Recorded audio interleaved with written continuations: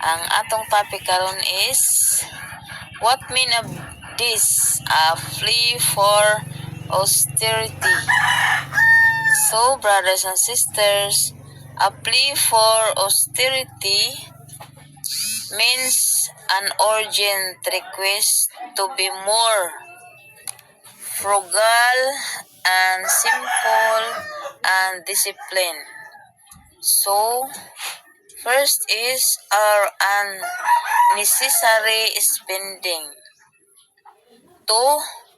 Focus on needs over wants. 3.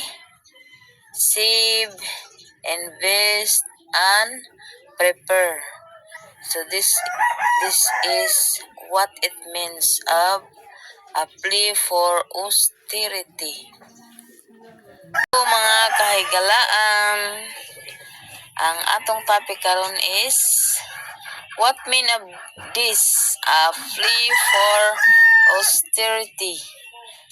So, brothers and sisters, a plea for austerity means an urgent request to be more frugal and simple and disciplined. So, first is our unnecessary spending. 2. Focus on needs over wants. 3. Save, invest, and prepare.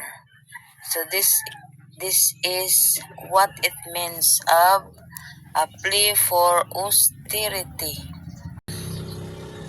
Ang atong topic karon is what is fruit of the gospel. So, brothers and sisters, fruit of the gospel, the fruit of the gospel refers to the outcomes and evidence of the gospel. Again, fruit of the gospel refers to the outcomes and evidence of the gospel. So, in fact, in believers' lives, number 1, transformation.